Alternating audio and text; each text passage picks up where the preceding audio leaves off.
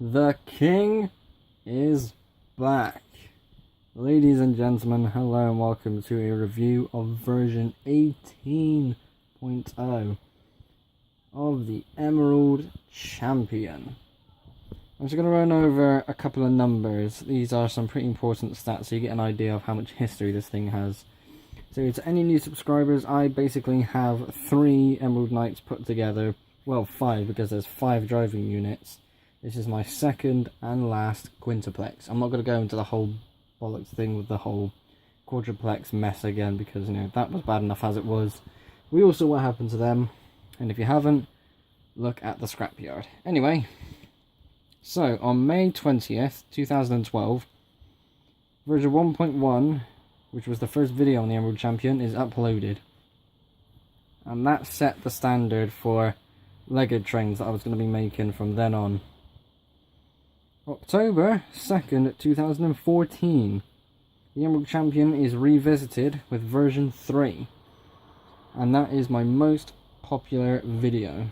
It has 30,000 views at the time of recording, which is absolutely staggering. January 21st, 2018, we go all the way to version 17.0. So at the time of recording, it's been over 5 months since I last touched this train. And I'm pretty sure, even with the Greyhound and all other models, this is the longest period of time I've gone between modifying one of my trains. So someone like the Midnight Panther or Blue Guardian, when they were quadruplexes, I haven't done anything with them since. So that doesn't really qualify it. This has now been brought back and modified again, so that gap between modifications is the longest gap I've basically made with any engine. Hopefully that will make sense. So yeah, the Emerald Champion is back in all of its glory. Once again, it is a quintuplex. Don't worry, I'm not going to be making any more of these. I'm not greedy anymore. I'm not going to be buying stupid bricks online to do anything else. It's nice to have less trains, and it's nice to have smaller ones as well. So, let's have a look at the boiler, shall we? So I am going to be splitting this into 3 sections. So the boiler is here. We've got second boiler slash first tender, and then the other tender. So this, as you can see, is a lot cleaner. It is so much more tidier than Big Red. There's no steampunk theme I'm trying to attempt. There's no bullshit design or architecture or look or whatever the fuck. It's just a steam train with lots of wheels. It's green and it's big. That's it. I don't know how. Actually, I do know this. There's always this little gap here where the boiler just isn't quite long enough to fill that gap. I could make this smaller, but there's 3 wheels there. There are 3 sets of the standard wheels that I used for coaches. So, because I'm able to put 3 there, I have 3 there. And yeah, I think it's better to be able to use more wheels because I'm a bit stupid like that. But the point is, it always creates that gap. And I know why. Again, it's because the boiler isn't long enough. Now, 16 studs there, that's 4 of these special slope bricks in black. These are all of the ones I have in dark green. That's all of them. I have like 1 or 2 more, but I don't have enough to make another sort of 4 stud section there. So, with that limited amount of bricks, yeah, that gap is there. I could put some ladders on each side, and I might do that actually afterwards to make it like a little platform to walk on. Like the Polar Express. If you haven't seen that film, go watch it. I don't care that it's a Christmas film, it's a train film, basically, so again, go watch it. But yeah, I like the idea of having that there, and I don't mind it being a smaller boiler, to be honest. Just seeing that section as well, that's really good. I do like that. There's not really that much light here. Let me try and... there we go. So, of course, at the face of the boiler, well, the front of the boiler is the face. Traditional face. I'm actually going to take this off. Let's have a good look at this, shall we? Let's swap pans. Let's do it that way. Oh, when was the last time we saw this? Well, I do know, actually. It was mentioned earlier. It was near the end of January. That's besides the point. It's good to see 10194 and Emerald Knight the front of one of my engines again. It's a big old train. Sits at the front. Looks glorious. I was tempted to put some more white details on there, but that did not look good. Small things like this, well, I say small things, there's a big obvious stripe, but details where it will stand out on its own doesn't really look too nice. So I'm still working on it, but for now I'm going to keep that face as it is. The funnel is a smaller funnel. There's no triple smokestack nonsense mess going on. Just a small tidy funnel. On the corners I have these special, well, technically it's 4x4 because 4x4, the fuck am I, it's 2x2. It's, you know, it makes up for, you know what I mean, right? So it's breathe, try again, go. So here is a 2x2 brick that is angled. It's square, and these are bricks that I have used on this model specifically. It's got a nice look to it because that is square. That round version of this is used a bit too much, and I don't like the idea of having some round details in a square because I got these little cheese slopes here. I still don't like that name. And I've got, what was it? It's too dark to be able to see, but I got 4 gaps like where those corner bits are. But it looks so much smarter with that straight line. Because it's curved on the other bricks, it just doesn't look right. To me, it feels like I should be able to fill that space, but I can't. So it's a bit annoying. Flag, of course, because flags are the best. I love my flags, of course. So I'm going to get that back on there. Might need to move because it doesn't look like it suits it. Might put one there or something. I don't know, I'll have to work on it. We're going to move on. We're going to go over this top section first and then we'll go to the wheels. So, like Big Red, I have some decoration on the top of the boiler. This was me using more of the dark green bricks that I had available. I've got quite a few actually. Tell you what, give me a sec. Here we go, look at that. Plenty left over. That's actually quite a fair whack in there. So, amongst those were little tiny slope bits here again, and some more tiles and some angled tiles.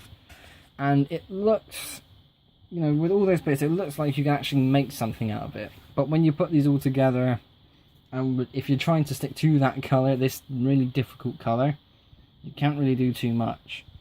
So I had to incorporate a couple of extras with these 2x2 kind of dome bricks.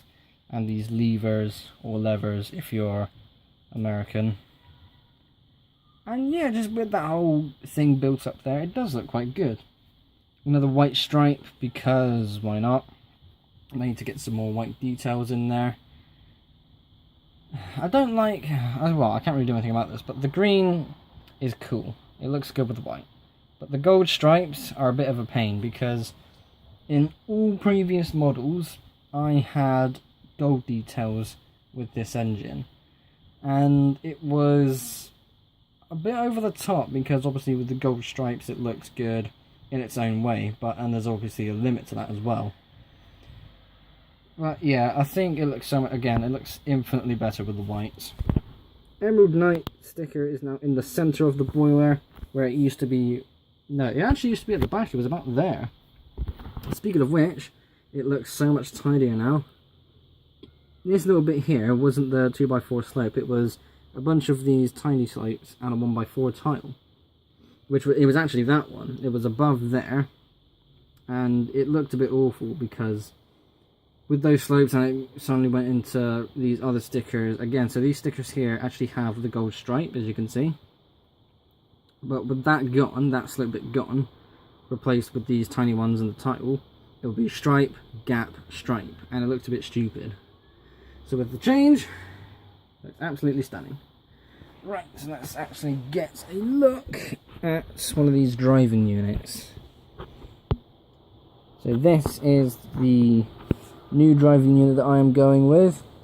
It is built up in quite a nice way as well. I do like the ideas I put together with this because it all turned out stunning. So actually, what can I... Hang on, jump cut. Haha.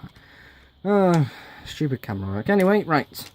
So this is the driving units that I have made. Obviously all of them are the same. They are all built up in, well, almost the same way. Like in terms of like tiles on the inside, it's obviously going to be different, but it is all the same nonetheless. So for the actual cylinder rod, I've got the same basic sort of detail here, kind of reminiscent to the original Emerald Knight model. And I have nabbed the driving rods from the Blue Guardian. So as you can see here, these are Technic bricks. It's basically one of these, a small rod, one of those where it's got that Technic brick on each side, and then one of those on the end. It's really annoying. I can't show you the bloody details because of the bloody sunlight. I can't turn my actual lights on because that doesn't help. And if I open the blind, it's too bright. Oh well. That's probably the best angle I can show you. And it does move nice and smoothly. I say that. That driving unit has problems. I thought it was the piston rods because I do have to position it in such, you know, basically in the perfect way, otherwise it jams. But you know what, never mind. It's not going to be something that's going to derail the engine or anything stupid like that. I'm also going with these smaller standard Lego driver wheels because the Shapeways wheels derail the train too much. They're not that good anymore. Size-wise, they're cool, but practicality, they're a bit bollocks now. If you're going to use it on a small train, then yes, that would be something I'd recommend.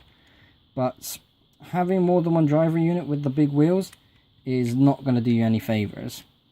Because it's so big, and the drivers have this little flange bit, obviously in order for it to stay on the tracks, it doesn't actually sit well. So when it goes around a corner, it'll do the turn, but because it's so big and there's moments where it lifts up like that, so it'll sometimes lift itself off the track, which is again very frustrating. But because of that, I thought I can't do that anymore.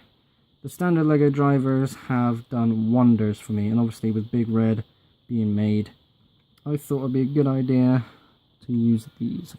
Well, I'll do that afterwards. Right, that's the main boiler done. Let's move on to the next bit. So this is the second boiler slash first tender. We've already gone through this conundrum with Big Red, but you know what I mean. So it has driving units, it needs to be a boiler in there somewhere, it just has coal on the top.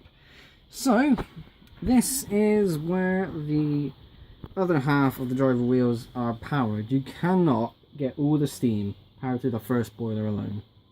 It's just too big of a job. So you're going to need a second one. And why not have it be a tender as well? Because, you know, why not? Inside we do actually have people working. I will take the roofs off in a moment actually, because it's really good, especially uniform wise. I've been able to find workers in here with all the same train uniform and workers in this cab with the same, you know, you can see there the classic sort of blue suit, which looks really nice, kind of reminiscent of the blue suit the drivers wore in the early Thomas and Friends series. It's pretty good stuff. So once again, this camera's a bit shit, come on, there we go. So once again, we have plenty of white details. This might be a bit too much, to be honest. I don't mind the single stripe going along the top there, but I think this might be a bit too much. I do want to have something there because the coal bed itself is only 4 studs wide. Solely because of being able to find the 1x1 tiles to go in that gap. It's very difficult having to go through a ton of boxes just to find them. They get away easy, and again it's really irritating, but for now I'm going to keep it as that. One thing I also did, because this is a second boiler and whatever else, you know, second funnel, second set of driver, second cab, we'll have a second pair of whistles. I didn't do that with Big Red because it has a bloody good whistle brick anyways, so let's treat this and give it 2 more. I wonder if that would sound different. I wonder if different boiler sizes change the sound of a whistle. I never thought about that. Right, that's for its own thing. It's very square, this shape though. The boiler is obviously supposed to take the shape of a tender as well. It's very long, very wide as well, as 8 studs wide. I'm sticking with the idea of having the funnel at the rear of the boiler / tender. That's going to get on my nerves. It's probably already gotten on your nerves as well. I'm sorry, but oh well. So it looks really, really funky to me to have that there. Because we all saw what the big red one was, where it was just there. This was all shuffled back, and it was a bit more formal, that one. But this is a bit more unconventional, and it looks cool. And what I'll do is I will grab the smokestacks from Big Red, and I will put them on the funnel bits here, just to see what it will look like. That'd be pretty cool. I also like this back section as well. It's a lot tidier than past iterations. So we got 2 of the 2x4 black slopes in there, just for the sakes of them, again, filling up the space. I've got the long bar bits here. You can see I've got another one. Actually, you can't see because it's fucking light. But the idea is I've got a 1x8 bar going along there. I've got 2 more there. And the idea was, whilst that's sitting on top of all that coal, you've got the fireplace going on there, and that's all channeling all that steam through those smokes. Pipes rather. Start that again. So you've got a fire brewing there. That's all going through the pipes. Those are 2 more pipes that go to this funnel. Steam and smoke comes out of there. Job done. Bloody hell, this is a bad video. Anyways, I think it looks bloody cool. And I do like, as well, these 1x1 round tiles that I found. Well, I say I found, I nabbed those from the winter Christmas train station. It's a very cool brick. I do like that because it, again, it rounds off that sort of line. Sadly, there is a gap and I can't really fill that, because if I do that there, it's a bit too tall, a bit awkward. But I might change that. I don't know. But for now, again, it's its own little thing. It goes around there. It's supposed to follow this one because there are 2 more here at the front. I might actually have to choose. I don't know. I'm thinking now. Should we have a white line go along there? You know, just carry on there. I have to play around. So, now that we've finally got through this mess, let's have a look at what the cabs themselves look like. So here we are. This is squad. So we have 4. I've managed to cram 4 people in there. Again, they're all wearing blue suits. These are the smart, formal. These are like the drivers and like the main guys. And working the second boiler are the kind of scrub guys, the guys that don't mind getting messy and covered in dirt and filth. They got the high visibility jackets, and again, these look quite cool. I do like these. I think the best thing about them is that they actually have the train logo. Most of these are just construction site minifigure tops, but again, just without the logo. It's good to see that actual bit of detail because, again, it looks brilliant. I suppose one thing I don't like, but this is also a good thing, they've all got different hats. As you can see there, that one's got the knitted cap. Got one with a smart formal hat like those ones do, and that's just some weird... Why is that actually? Well, that's actually the one from the original Emerald Knight model. But I gave it to this minifigure because this is the minifigure who was from the minifig series. It was the Queen's Guard one where it has that little line bit there that connects to the helmet.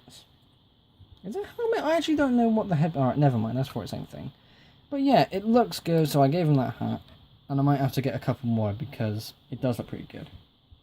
So that's what it looks like inside. It's very lacking in detail, sadly, because reasons, I suppose. I might touch it up. It's not actually that difficult to make the changes. But I will have to put this back on so we can move on to the last bit, which is the water tender. Here we go. The auxiliary water tender. This is almost the same as the previous. It still has 9 pairs of wheels. The only major difference is at the back, but I'll get to that in a moment. One thing I'll have to cover is, of course, the big clown. No, it's not the clown, it's the elephant in the room. I'm too tired for this mess. Anyway, it has these 2 lines, and like go faster stripes. It's a bit odd, but again, trying to keep those white details going. I've added those on there. I don't know if I like that. I'll have to work around the idea of putting white details on this tender because I do want it, but again, I'm not sure where else I could put them. So let's have a look at the back, shall we? We'll turn the tender around. Are you ready for this? It looks like an animal face. Oh, here we go. How to get the bloody thing on the tracks. Jesus. 1, 2, 3. There we are.